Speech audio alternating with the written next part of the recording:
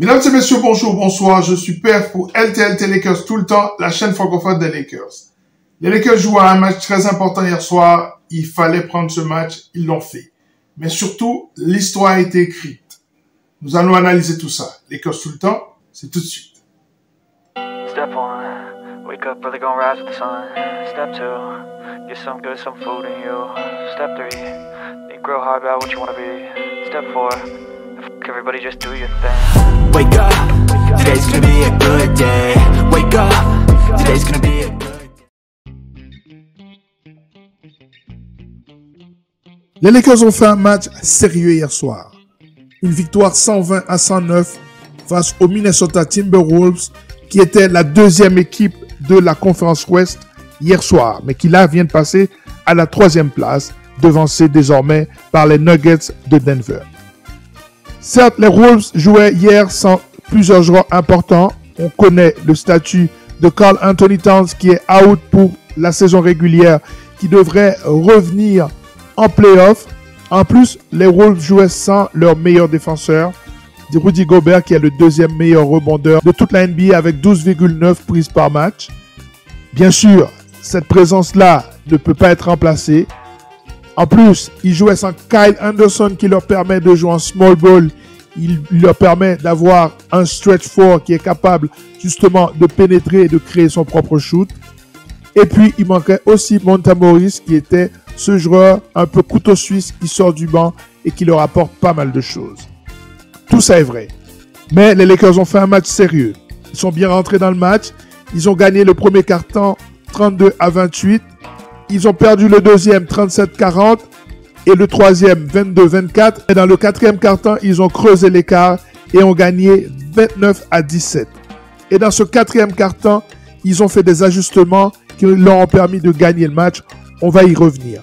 Mais avant ça, parlons un petit peu de la performance d'un certain LeBron James qui, on le rappelle, n'a pas joué face à Milwaukee pour un problème au niveau de la cheville, est revenu et était le détonateur, l'élément organisateur, le point guard de cette équipe des Lakers qui n'a pas enregistré un excellent match de D'Angelo Russell.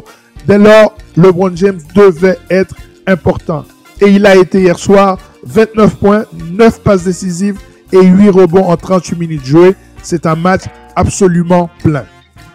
15 points pour Rui Hachimura qui a fait un match moyen. Je l'ai trouvé très nerveux et surtout très brouillon. Il a perdu pas mal de balles. Dès lors, il n'a joué que 24 minutes. Anthony Davis a été exceptionnel. On en parle dans la suite de cette émission. Mais arrêtons-nous un petit peu sur Austin Reeves.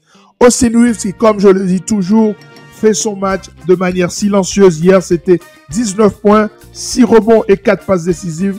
Je l'ai trouvé un peu brouillon aussi. Il a perdu pas mal de ballons, mais il est resté correct. Il est resté surtout un grand attaquant. Il a fait une action d'éclat où il a mystifié un défenseur de l'équipe des Wolves et il a inscrit un lay-up absolument magnifique.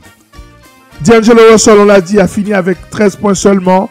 Mais il faut aussi parler de deux joueurs dont la fiche de stats ne raconte pas toute l'histoire dans le match d'hier. Je veux parler d'abord de Jackson Hayes, 9 points, 5 passes décisives. On voit l'utilité de ce joueur qui est de plus en plus grande. Il arrive à prendre des rebonds, même si je pense qu'il peut prendre plus de rebonds encore, vu ses qualités athlétiques. Mais il est toujours disponible dans le dunk spot. Et on le voit en pick and roll avec D'Angelo. Ça devient quelque chose de récurrent. Ça devient une arme en plus. Et ça, je pense que c'est très intéressant. Si je vous dis 6 points, 3 rebonds et une passe décisive, vous allez me dire que c'est un joueur marginal. Pourquoi je parle de ce joueur? Eh bien, cette fiche de stats, c'est celle de Taurean Prince. Et pour moi, c'est lui qui a changé le match, qui a permis aux Lakers de gagner ce match. On en parle tout de suite. Mais avant ça, parlons un petit peu des stats de ce match. Les Lakers ont réalisé un excellent match avec 53% de réussite et 42% à 3 points, 41,7 pour être plus précis. Les Lakers qui ont gagné la bataille du rebond, 56-38 et 14 rebonds offensifs. Et parmi ces 14 rebonds offensifs, Anthony Davis en a pris 10. Et ça a fait une différence énorme. Les Lakers ont réalisé 29 passes décisives, ce qui est excellent, mais 19 pertes de balles. Et ça, c'était parfois très laid à voir. Mais les Lakers sont revenus vers leur identité de domination intérieure en gagnant cette bataille du scoring à l'intérieur de la raquette, 64-44. les Lakers ont fait un match extrêmement sérieux.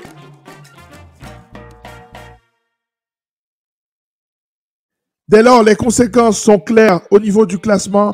Les Lakers se rapprochent de la 6e place encore une fois.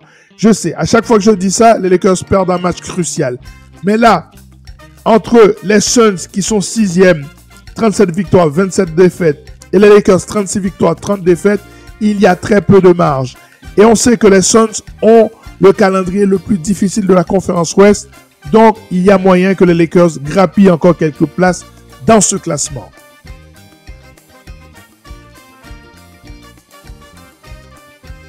À l'entame du match, les Lakers avaient une équation à résoudre. Il fallait empêcher les pénétrations d'Anthony Edwards. Pour cela, il fallait Anthony Davis en couverture dans la raquette, en protection de cercle. Et malgré ça, il est quand même rentré plusieurs fois. Il a planté quelques dunks sur la tête des Lakers, notamment un dunk qui a failli rester dans les annales, mais qu'il a raté sur la tête d'Anthony Davis. J'ai trouvé que ce système a pas mal fonctionné, puisqu'Anthony Edwards n'était pas très influent en première mi-temps. Mais ce système avait une faille que l'équipe de Minnesota a bien exploitée. Minnesota s'est dit, ah, ok, vous voulez les jouer comme ça? Eh bien, on a une solution. Le pick and pop entre Anthony Edwards et Naz Reid. Dans ce jeu à deux, à chaque fois, Naz Reid s'écartait de la raquette et se mettait au-delà de la ligne des 3 points et sanctionnait les Lakers. En première mi-temps, il a rentré 5 tirs à 3 points sur 7, soit une formule qui devait leur assurer la victoire. Minnesota s'est alors dit, sans doute qu'Anthony Davis va quitter la raquette et va sortir systématiquement sur Naz Reid. Ce qui aurait pu rendre l'équipe des Lakers vulnérable dans la raquette avec les pénétrations d'Anthony Edwards. Davinem a fait un ajustement dans le 4e quart-temps qui pour moi a changé la nature du match. En mettant Taurean Prince sur Anthony Edwards et en décidant de switcher. Switcher non pas avec Anthony Davis mais avec LeBron James qui était sur Naz Reid. Dès lors, ce pick and pop n'était plus du tout efficace du côté de Minnesota puisque lorsqu'il y avait un switch, Anthony Edwards se retrouvait face à LeBron et Taurean Prince était sur Naz Reid. Et cette vitesse qu'il a et cette puissance qu'il a quand même, parce qu'on c'est quand même un joueur assez puissant ce Taurean Prince, franchement je ne le voyais pas comme ça, mais le fait d'être sur Naz Reid au-delà de la ligne à 3 points, ça lui a permis justement d'empêcher que Naz Reid puisse dégainer à 3 points. Et les fois où les Lakers ne faisaient pas le switch, eh bien, ils défendaient tout simplement sur Anthony Edwards et LeBron James restait dans le territoire de Naz Reid. Et je trouve que cet ajustement a changé la nature du match et les Lakers ont pu contenir Naz Reid qui n'a plus du tout été influent en attaque à partir du 4e quart-temps. Même si les deux hommes ont terminé à 25 points chacun, leur jeu à deux était moins influent dans le 4e quart-temps. Dès lors, cette équipe des Minnesota Timberwolves s'est retrouvée dans un système de 1 contre 1, notamment avec Nickel, Alexander Walker, Jaden McDaniel, qui ne sont pas faits pour ça. Et dès lors, les Lakers ont pu faire basculer le match et l'emporter 120 à 109.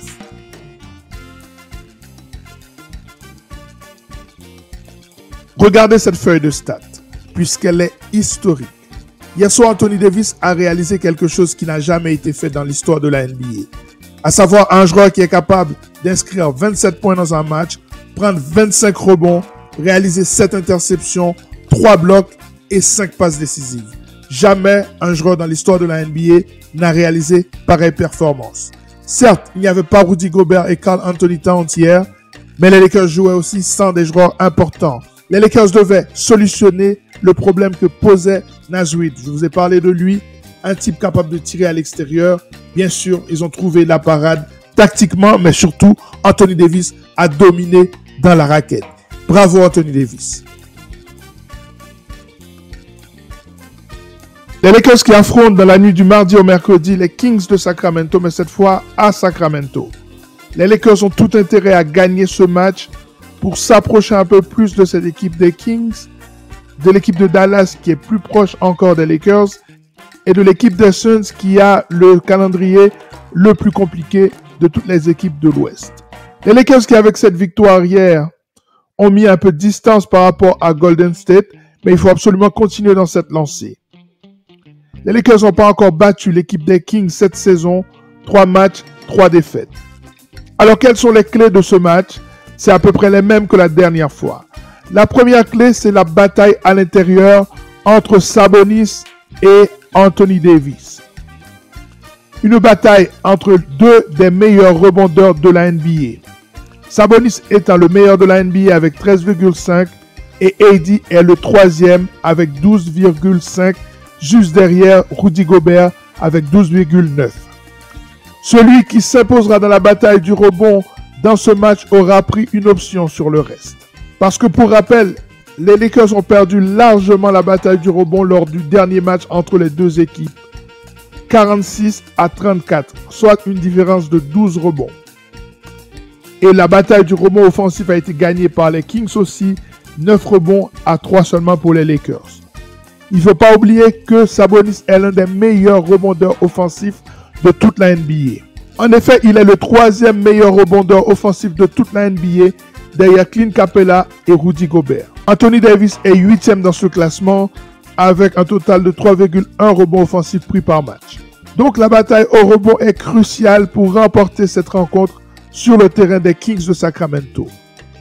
La deuxième clé concerne l'identité de l'équipe des Lakers. Je vous rappelle que les Lakers sont l'équipe qui inscrit le plus de points à l'intérieur de la raquette. Or, lors du dernier match face aux Kings de Sacramento, ils ont perdu cette bataille de 26 unités, soit 76 points inscrits par Sacramento à l'intérieur de la raquette contre 50 seulement aux Los Angeles Lakers. Les Lakers doivent absolument s'imposer dans ce secteur.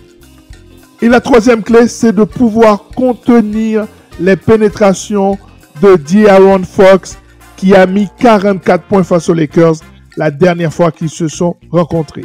D'ailleurs, c'est l'un des joueurs qui a le plus de succès face à la défense des Lakers depuis le début de la saison.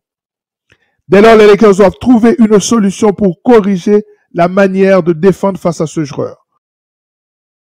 Voilà, ça est terminé pour cette soirée historique d'Anthony Davis. Le prochain match est tout aussi important que celui d'hier soir. Il faut absolument le gagner. À très bientôt pour une nouvelle analyse concernant cette franchise mythique. À très bientôt. Ciao.